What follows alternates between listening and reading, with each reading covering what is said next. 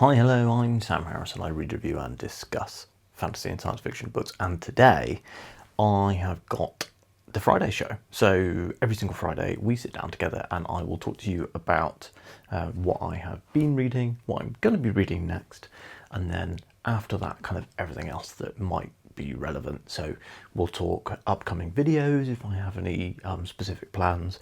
We will talk about maybe other stuff that I've been reading outside of books, so comics, and sometimes we'll talk, TV, movie, video games, that sort of stuff. But today we have a bumper episode of books because in the last week I finished 3 books. So I have got 3 full books to talk to you guys about, not also including the fact that I have my next week book that I'm going to be starting today, because I've literally just finished a book before I turn this camera on, and I also need to think about kind of chat with you guys about the audio book that I will be reading. So let's start off with books that I finished and we'll go in finishing order. So I finished Where Darkness Gathers by Philip Chase. I finished that last Saturday, I think. I've been really bad at keeping up to date with my Goodreads recently. I think next year I might switch over to Storygraph 100%, because one of the reasons that I used Goodreads was because it linked up to Kindle really well, because obviously they're both owned by Amazon. But I'm not actually buying a lot of Kindle books anymore. I'm mostly going and getting my books from the library. Obviously, if it's an indie book, 99% of them are only available through Amazon, so I have to buy through Amazon there.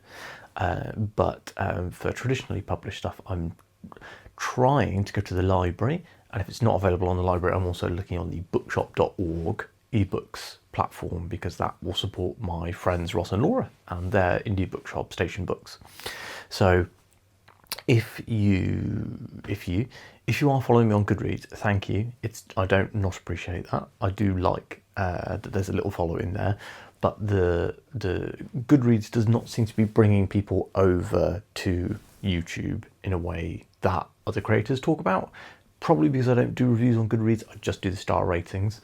I should just put like a link in each review, but like, you know what I'm like. I'm lazy. So books. Where Darkness Gathers. I finished Where Darkness Gathers last weekend, and I thought the ending was really, really well done. I really enjoyed it. Everything that I said last week about the first 70% of the book stands. I think that the book is genuinely really, really good and really enjoyable.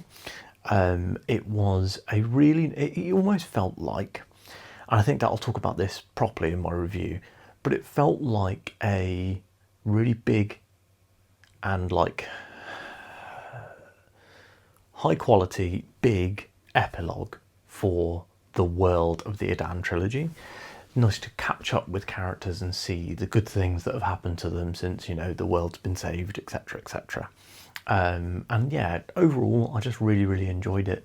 I felt like all of the characters, heroes, villains, were all really well drawn, as I would expect from Philip Chase after really reading and loving the Adan trilogy. And the kind of hanging emotions from that original trilogy were dealt with really well.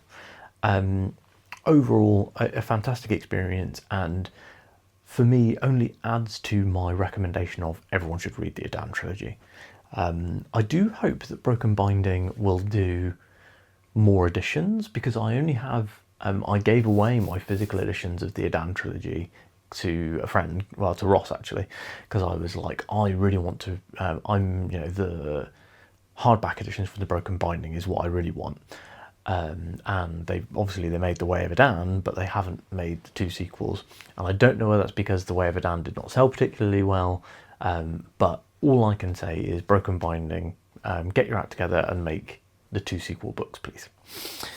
After reading Where Darkness Gathers, I started reading another book, which was House of Last Resort by Christopher Golden. This was my first horror book, I think, since starting the channel, unless you count the Stephen King, Holly Gibney books, because The Outsider is kind of more horror.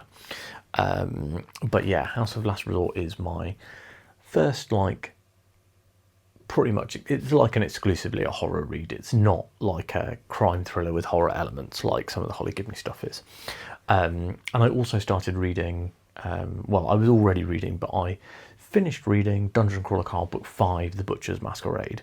So I will talk about The Butcher's Masquerade first.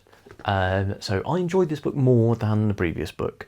I think that Matt Dinniman spent less time on the minutiae of, you know, hit points and spells and combining skills and stuff, and spent more time for me on the story and the characters.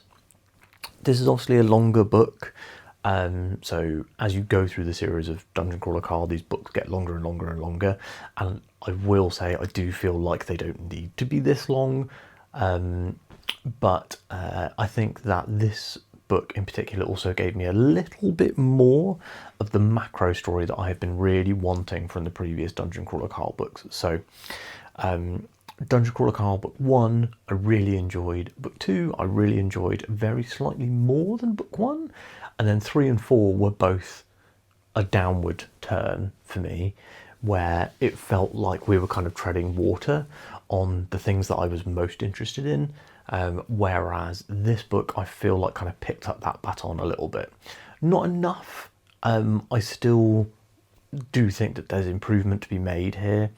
Not improvement actually, because people love these books, but the books could be more aligned with what I want from these stories.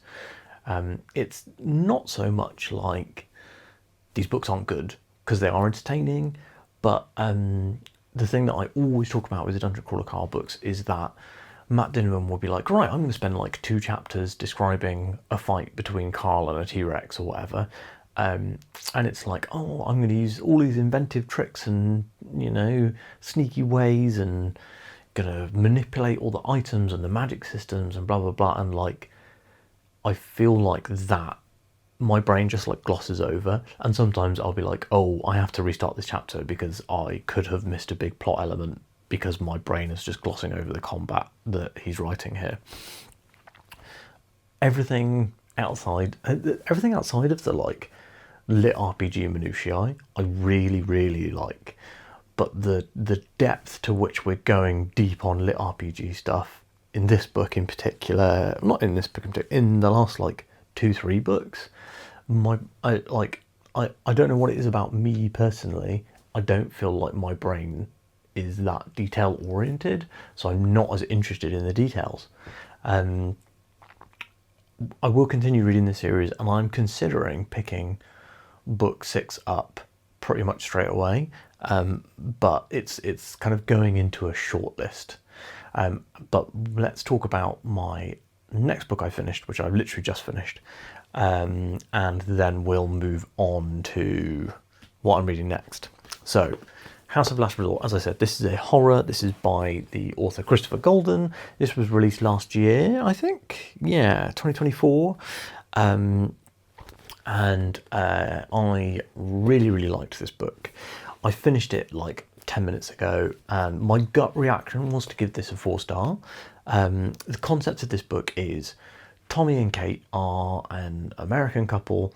Tommy has Sicilian heritage, and his grandparents still live in Sicily, and they go to visit, and when they go to visit they find out that houses in this town that have been abandoned, because it's like a small town in the countryside in Sicily where a lot of the young people are moving away when they get old enough, so the town is kind of dying, as it were, and all these houses that have just ended up being abandoned because they can't be sold or whatever were claimed by the mayor and then sold for €1 with the proviso that the new owners like do them up and make them modern, and that happens in the UK as well. Like there's a whole thing in Liverpool where houses are sold for £1, but you have to have spent and they're all like almost falling down derelict houses, and you have to like get them up to scratch within a certain period of time. So it works really well for like for people who like are builders or whatever and know what they're doing. is something that, like, I don't know about you guys, but I like fantasized about it many times, like seen videos where people are like, we bought a house for £1 and now we're doing it all the way up. And like, I genuinely fantasize about doing something like that. So this was a really interesting novel because this was kind of the house that they buy. There's, let's just say there's something wrong with it. And there's also a series of catacombs in the town filled with these like desiccated corpses that have been like left out in the catacombs. I think that there's something like it in another town in Italy, or like the Paris catacombs and stuff is kind of another reference that they make. But yeah, the catacomb stuff is very spooky. The rats you see on the cover, rats are a major element in this story. This was a really, really good book. I don't know whether I'm just a huge horror fan who's never read horror, but this book I really, really enjoyed. I think I mentioned this many times, but I read a book by Christopher Golden when I was a teenager, which was a Buffy the Vampire Slayer tie-in novel called Pretty Maids All in a Row, and it was about Spike and Drusilla in the Second World War, or First World War? A World War, hunting down the candidates to be the next Slayer. I really, really enjoyed that story. Absolutely loved it. I thought that the characterization was spot on, and the period stuff. And this book is not period. It's set in the modern day. But I genuinely really, really loved it. This has kind of flown under the radar. I don't know anyone else who's read it, and I've not seen anyone else who's covered it. But I got sent this by Titan Books last year, around Halloween, and I intended to read it last Halloween. But I think that last October I just kind of like was not really very focused or good at reading and ended up not reading this.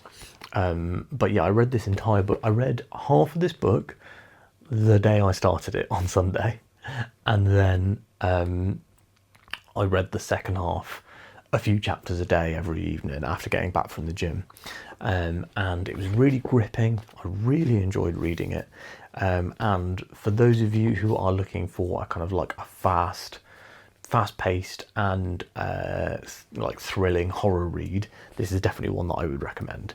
And if you're the kind of person who's like interested in like Christian church stuff, like exorcism, things like that, all of those things play into the kind of backstory of this book, and maybe they play into the horror elements of the book, but you'll have to read it to find out. I don't want to spoil that for you. The back cover kind of tells you what's going on. I've gone into even less depth than the back cover, but I'll just say I really, really enjoyed this one. The fact that I managed to read half of it in a single day probably shows how gripping it is. I think I read for like 2 hours straight in the evening before bed, and usually my brain starts to wander after about half an hour, and I need to take a little break and come back. But yeah, really, really enjoyed this one, and a big recommendation from me. What am I going to be reading next? So here's the big boy. We're starting the new read along. So as you guys know, my friend Matt from Basking the Story and I read through the whole of Wheel of Time together. It took us 20 months to read 15 books. And when we were closing in on finishing Wheel of Time, we had joked throughout the process that we wanted to read Malazan next. And I think that we ended up being like, actually, we do want to keep talking about books. We do want to keep chatting to each other. Let's pick a new series. Let's pick Malazan. And so Matt has already started Gardens of the Moon. He's already over 100 pages in, so I do need to catch up. But I'm really looking forward to starting this one. This is kind of the oeuvre of mega series on BookTube is like Wheel of Time, Realm of the Elderlings, Lord of the Rings, Malazan, and I've read Wheel of Time, so now I'm on to Malazan. Really, really looking forward to reading this one. I know nothing about it. I will say, about probably 10 years ago now, I don't think the series was finished, but I read about 30% of Gardens of the Moon. So some of this book will be a reread for me, but I forget things that I read last week, so I am assuming it will be pretty new to me. But I've made not a commitment, but like my plan for reading this book has always been to exclusively eyeball read this, because that is what a lot of the Malazan purists and fans recommend. They do also recommend using like the PDF guides and stuff, which I won't be doing. I want to kind of have more of a traditional, this is how the first people who enjoyed Malazan read it experience. But that means I will need another audio read. I don't know yet what I'm going to pick. So I talked a little bit a minute ago about Dungeon Crawler Carl. So I don't know whether I want to go straight into Dungeon Crawler Carl book 6, having only kind of just finished book 5, and it might kind of, what's the term? I might be a bit like carled out. I could go back to Red Rising and read Lightbringer via audio. I do really like the Red Rising books via audio, so that would be a pretty decent shout. And I don't actually own that one in physical. It's the only Red Rising book I don't have a copy of, so that might make sense. I could also go back to Sun Eater, but I feel like I might need to read some Sun Eater. Like, I will read some Sun Eater to get my brain back into the groove of it, especially because the way that the Sun Eater books are written, there's like big gaps between the books in terms of time frames. So it might be that I need to go into that one a bit more. What's the phrase? I need to read that one a little bit physically before I start it audioly. So I really don't know. Oh, also my other option was reading Cronus Warlock by Seamus Stovall. My audiobooks are pretty much for my runs and for going to the gym. That's when I listen to audiobooks most, although I do listen in the car when I'm driving to work and stuff. So I need something that is, going to take my mind off the fact that I'm exercising. But I do kind of want something that is very not Malazan, and that's kind of why I was leaning to like sci-fi, or leaning to something like thingamajig, like Cronus Warlock, the sequel to Time Marked Warlock, because that's an urban fantasy. It's also kind of humorous, so feeling like that'll probably be quite different to Gardens of the Moon. So yeah, I really don't know. If you have any suggestions based on my criteria, please do let me know in the comments below. I will probably go... the other thing I could do, actually, is I am planning on reading It by Stephen King after Gardens of the Moon. And I guess I could just start the audiobook for It. Obviously, being a horror, that is a very different story than Gardens of the Moon. But again, I do feel like I need to get into it a bit before I start listening. And the audiobook for that one I don't have yet. It's probably available on the library, I assume. It's an extremely popular book. But then the ebook isn't, so who knows? And the friend of mine that was going to lend me it, I actually haven't chased them on that, so I don't know whether they're still going to lend it to me. I'll have to ask. I'll ask another friend and see if they have a copy as well, because I'm seeing a friend of mine who's a big Stephen King fan tonight. We're going to go see Tron Ares, so maybe he will have a copy I can borrow. But aside from that, again, I'm just trying to read something that is very different to Gardens of the Moon. Maybe I could read the Autumn Springs Retirement Home. I have the physical copy of that, so I would like to read a lot. I would like to read it physically, but the audiobook is available on the library. I did check when I thought about reading it, so maybe I'll read that via audio instead. Who knows? If any of the books that I have pitched out, if you're more interested than others in hearing me talk about those, then just let me know. Let's scroll back to channel content. So next Monday's video review will be Where Darkness Gathers by Philip Chase. I have not filmed that review yet. I think I need to sit down and like flick through some of my notes on the book and have a serious think. But I'll probably try and film that one Sunday night. And then Wednesday, so this Wednesday, I didn't really have any plans for what to do on the channel. And then, so I didn't do anything. And then for next Wednesday, I still don't know if I have any thoughts or plans on what I need to do. So maybe there'll be no Wednesday video. It will all depend really on maybe something kind of coming to mind. I did have an idea recently about talking about like horror books I want to read, but I need to do a bit more research to find out a decent enough number of books, not just be like, these are the 3 horror books I own and I want to read them. Does that make sense? And then, so yeah, could do that on Wednesday. We'll see. We'll see what comes to the top of my brain, and whether or not I'm just obsessively reading Malazan and don't have time to make a video.